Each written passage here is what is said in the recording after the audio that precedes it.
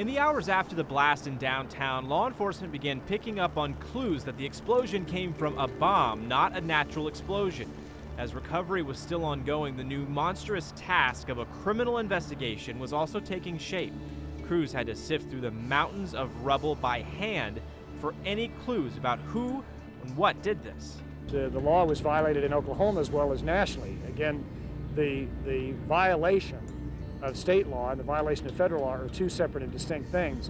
We have 70 first-degree murder charges to file, potentially. About an hour north of Oklahoma City on that Wednesday, an alert Oklahoma Highway Patrol trooper pulled over a young military type with a weapon in his waistband driving a yellow Mercury with no license plate.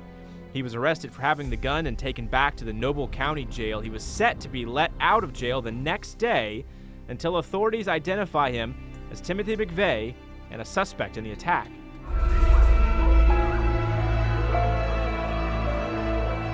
On the day he was being transferred out of the Noble County Jail into federal custody, hundreds of people showed up to see the face of terror in the heartland.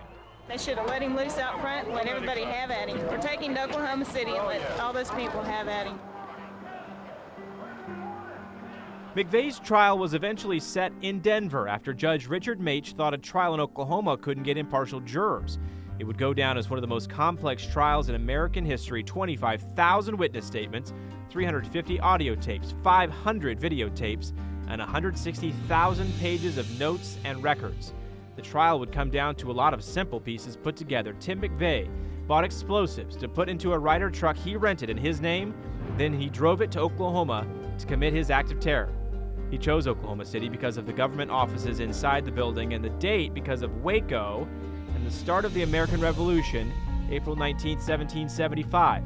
His hope, April 19, 1995, would start a new anti-government revolution. He'd be wrong. We have the first count one, conspiracy to use a weapon of mass destruction. Timothy McVeigh has been found guilty by this juror of 12. On June 3, 1997, just over 2 years after the bombing, the Denver jury convicted Timothy McVeigh on counts of murder using a weapon of mass destruction and conspiracy. McVeigh is a coward and a low-down bastard. He would be sentenced to die for the crime, a sentence carried out on June 11, 2001 at a federal prison in Terre Haute, Indiana. He absolutely showed no remorse whatsoever.